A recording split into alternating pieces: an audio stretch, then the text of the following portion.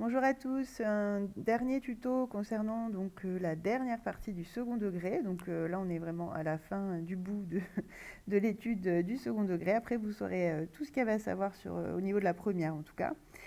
Il nous restait pas grand chose, hein. On avait vu déjà dans le tuto précédent le lien entre la représentation, déjà quelle était la représentation graphique et le lien qui pouvait exister entre cette représentation justement, les racines, enfin oui c'est ça, on en avait parlé aussi, hein, des racines, et notamment le alpha bêta, le fameux alpha bêta de la forme canonique qui donnait les coordonnées du sommet, et également l'axe de symétrie avec x égale alpha, voilà, de la parabole bien sûr. Donc là on va aller jusqu'au bout, c'est-à-dire qu'on va aller jusqu'au sens de variation. Mais en même temps, vous n'allez pas apprendre grand-chose, puisque si vous connaissez, enfin, si vous avez en tête l'allure de la courbe, vous avez le sens de variation en réalité. Enfin, on va juste formaliser ça dans un tableau proprement. Mais bon, en réalité, on ne va pas apprendre grand-chose là, hein. C'est juste que ça fait du bien quand même de poser les choses noir sur blanc pour que ce soit bien clair pour tout le monde. Alors, donc soit f la fonction polynôme du second degré écrite sous forme canonique. Bon, ça n'a pas changé, hein. La forme canonique, ça va être f de x égale a facteur de x moins alpha au carré plus bêta. Pas étonnant que la forme canonique intervienne dans le tableau de variation, puisque justement, on a vu que le a, c'est ce qui va déterminer l'orientation de la courbe, et le alpha bêta, le sommet, et l'axe symétrie. Donc automatiquement, on va en avoir besoin pour le tableau de variation. Et justement, le sens de variation de f dépend du coefficient, enfin du signe plutôt, pardon, du coefficient a. Bon, on va mettre du signe de a, hein, a priori, vous savez ce que c'est a. Alors pourquoi on dit qu'il dépend du signe de a? C'est assez logique, hein, puisqu'on avait vu que quand a est positif, on a une parabole vers le haut. Rappelez-vous ce que ça veut dire, c'est-à-dire qu'on a un sourire, hein, on a les bras vers le haut, les bras de la parabole, comme ça par exemple. Voilà, alors que quand a est négatif, on va avoir un smiley vers le bas, donc un smiley pas content avec les bras vers le bas, donc par exemple comme ça. Et donc automatiquement, mon sens de variation, ça va tout changer, puisqu'on avait dit qu'ici on avait alpha bêta, donc en gros sur moins l'infini alpha, ma fonction là elle va être décroissante, et ensuite croissante.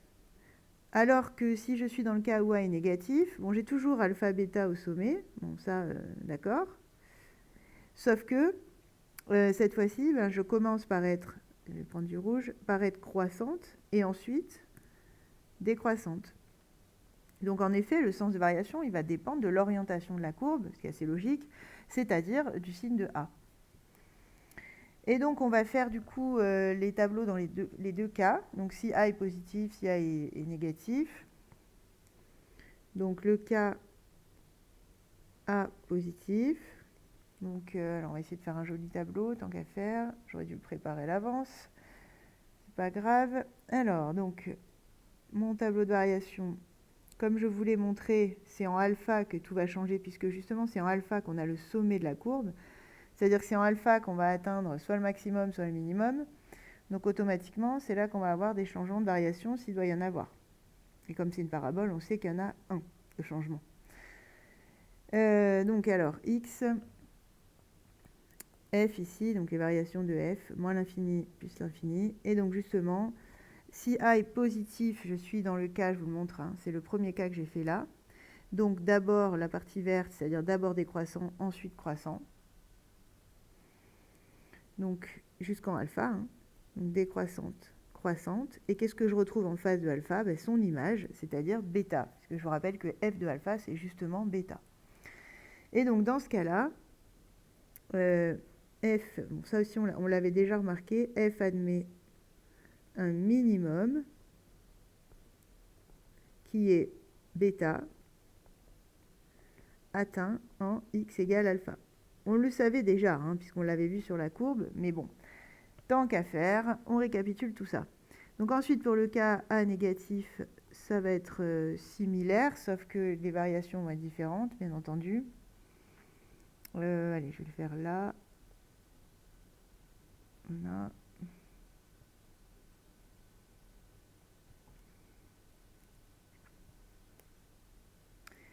Et donc je termine mon tableau en essayant de faire en sorte qu'il soit droit. Voilà.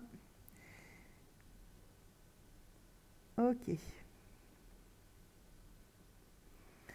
Donc pareil, x, f, moins l'infini, alpha, plus infini. Sauf que cette fois, d'abord, donc là j'ai le sourire vers le bas, enfin donc je n'ai pas de sourire, j'ai le pas content. Donc en effet, hein, je commence en bas, j'arrive au sommet alpha, bêta, et ensuite ça redescend. Et donc là, cette fois, bien entendu, f admet un maximum, et pas de minimum, hein, justement, parce que par contre, sur les branches descendantes, ça fait que descendre, hein, il n'y a pas de stagnation, quoi. Donc un maximum qui est bêta atteint pour x égale alpha, ça ne change pas.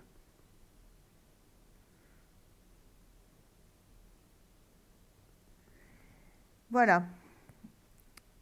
Donc finalement, ben, la seule chose nouvelle, pardon, on va l'appliquer un petit peu, voir après, enfin récapituler un peu à la fin, mais bon, globalement, en gros, c'est ça là qu'il y a à savoir. Et encore une fois, si vous avez bien en tête l'allure des courbes, bon, je ne pense pas que vous ayez besoin d'apprendre ça par cœur. Maintenant, à vous de voir. Donc après, on disait dans l'exemple d'appliquer justement ce qu'on vient de voir sur les fonctions f et h de l'exercice, enfin de l'exemple précédent. Alors, il nous faut juste le alpha et le bêta à chaque fois, hein, et le a. Donc si je reviens à la fonction f, on avait a qui valait moins 2, alpha moins 1, bêta 4. Alors, je vais le réécrire. Donc pour f, alpha moins 2, pardon, a moins 2, alpha moins 1, bêta 4, je crois que c'est ça. Sinon, j'ai des soucis de mémoire, ce qui est possible. Moins 2, moins 1, 4, voilà, c'est ça. Du coup, comme je sais que A est négatif, je vais pouvoir faire mon tableau en toute connaissance de cause. J'ai f moins l'infini, alpha il vaut moins 1, plus l'infini. Comme A est négatif, je commence par croître et ensuite je décroît. Vous pouvez vous souvenir que, en fait, en quelque sorte, la première flèche, c'est un peu le contraire de A. Enfin bon, c'est très, très vulgarisé ce que je dis, mais juste un moyen mnémotechnique. Quand A est négatif, on commence par monter. Quand A est positif, on commence par descendre. Voilà. Sinon, rappelez-vous que le signe de A, vous allez le retrouver finalement sur la pente à droite. Vous avez l'habitude de ça, signe de A à droite. Voilà, donc la deuxième correspond ici à une diminution et A était négatif. Donc voilà, on peut peut-être faire un lien comme ça. En tout cas, on obtient ça et bêta ici qui vaut 4. Voilà le tableau de variation. Bon, c'est assez rapide au final, hein, tableau de variation du second degré. Quand vous connaissez alpha bêta, ça va assez vite. Évidemment, si on ne vous donne pas alpha bêta, il faut d'abord faire la démarche de chercher alpha bêta, bien sûr, avant d'enclencher le tableau de variation. Bien que, vous verrez, quand on va reprendre la dérivation pour faire la dernière partie, on verra un autre outil, plus généralisé encore, c'est-à-dire que c'est un outil qui marchera pour quasiment toutes les fonctions, qui vous permettra aussi de gérer le problème des tableaux de variation du second degré, sans forcément connaître cette partie-là du cours, mais en même temps, si vous la connaissez, vous gagnez du temps. Donc, après, encore une fois, en maths, il n'y a pas un seul outil pour faire une chose en général. Après, c'est un petit peu à l'appréciation de chacun et selon la situation aussi, donc à voir ce qui est le plus optimisé, le plus efficace. En tout cas, pour l'instant, vous n'avez que ça. Donc la h, celle qu'on a juste au-dessus, a valait 2, alpha moins 1 et bêta 3. Donc pareil, là j'ai A qui est positif cette fois. Donc je commence par décroître. Et je mets bien mon alpha bêta pour le sommet, donc moins 1 et 3. Voilà pour les exemples. Donc ça vous donne une petite idée de comment on peut s'en servir. Et alors la toute dernière propriété, en toute honnêteté, j'aurais dû la mettre en théorie justement avant la propriété précédente, puisqu'on ne parle pas tellement des variations dans ces propriétés, c'était plutôt le lien entre le signe et la courbe représentative. D'ailleurs, je l'ai dit dans un des tutos, hein, que j'avais montré justement ce tableau-là qui était intéressant.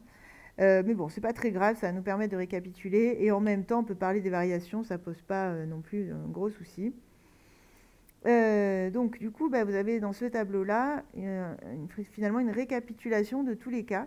Et c'est assez intéressant parce que ça vous permet de mettre en relief et de mettre en lien finalement les différents points qu'on a pu travailler. Donc, vous voyez, par exemple, si je prends A positif et delta positif, bon, bah, je suis delta positif dans le cas où il y a deux racines. Donc, on a en effet deux endroits où la courbe va couper l'axe des abscisses. Donc, mes deux racines qui sont là. Ce qui veut dire que ma courbe, elle ne peut pas être tout le temps au-dessus de l'axe ou tout le temps en dessous, puisqu'il y a un moment où elle coupe l'axe et à deux endroits. Ce qui fait qu'il y a un changement de signe, puisqu'on avait expliqué que là, les parties rouges, justement, c'est la partie plus, parce que c'est ce qui est au-dessus de l'axe des abscisses, donc les plus et plus, et j'ai moins ici. Donc, changement de signe. Et là, on retrouve le tableau de signes, bon ça je l'avais déjà expliqué, hein, tel qu'on l'avait vu donc, dans le cas de deux racines. Et pour A positif, c'est-à-dire qu'on a le plus à l'extérieur des racines.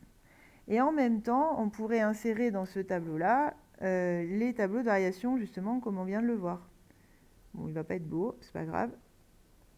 Donc en fait, on pourrait rajouter pour la ligne A positif que en alpha bêta, on a donc un minimum et elle est d'abord décroissante, ensuite croissante, puisque vous voyez bien que sur chacune des courbes de cette ligne-là, ça correspond. Et à chaque fois, j'ai le alpha bêta ici. Donc pareil là, et pareil après ici, on a alpha bêta aussi. Et après, pour l'autre ligne, même idée, on pourrait donc associer aussi le tableau de variation dans le cas où A est négatif. Et du coup, l'avantage de tout ce grand tableau, là, c'est que vous avez vraiment quasiment tout le cours. Enfin, vous avez tout le cours, en fait, sous les yeux en un seul tableau. Voilà. Alors, c'est pas la peine d'apprendre tous les cas, hein, puisqu'on avait vu des moyens déjà pour apprendre, mais en tout cas, ça vous permet de bien retrouver les choses rapidement. Voilà, et la propriété, encore une fois, en fait, vous n'allez rien apprendre puisque c'est ce qu'on a utilisé dans les exercices et que j'avais déjà dit dans le cours en précisant bien qu'on allait l'écrire à la fin. Désolée pour l'incohérence. Mais bon, au moins, il y a un endroit où ce sera écrit clairement tout ça. Donc, étudier le signe de f, c'est déterminer les valeurs de x pour lesquelles l'image f de x est positive ou négative. Bon, jusque-là, ça vous l'aviez déjà compris, je pense. Et donc justement, je viens de l'expliquer, hein, le lien avec le graphique, c'est que ça revient à étudier la position de la parabole P, enfin de la parabole, par rapport à l'axe des abscisses. Est-ce qu'elle est en dessous ou au-dessus? C'est ça qui va déterminer si c'est positif ou négatif. Par rapport à, l'axe des abscisses. Voilà. Donc bon, rien d'extraordinaire, je pense, mais quand même, c'est pas mal. Ça nous permet de récapituler, de bien mettre les choses au clair. Derrière ça, il fallait aussi connaître les formules de delta et des racines. Et avec ça, vous avez finalement quasiment, oui, les formes canoniques, bien sûr, formes canoniques factorisées, développées. Mais bon, ça, on l'a déjà beaucoup travaillé. Mais sinon, vous avez à peu près tout là sous les yeux, des choses, des connaissances en tout cas à maîtriser sur le second degré. Voilà. Bon, après, ça n'empêche pas qu'il y a des exercices types, des exercices un petit peu plus tordus des fois, qu'il faut expérimenter pour arriver à les faire. Le cours ne suffit pas, hein, vraiment. Dites-vous-le de plus en plus parce que ça va être de plus en plus vrai. Mais bon, c'est quand même bien aussi des fois de récapituler la partie cours. Voilà. Bon, bon courage à tous. Donc rendez-vous pour les corrections, bien sûr. Et ensuite, rendez-vous pour un nouveau chapitre. On changera un petit peu. Bon, on verra la prochaine étape, j'en dis pas plus pour l'instant. Allez, bon courage.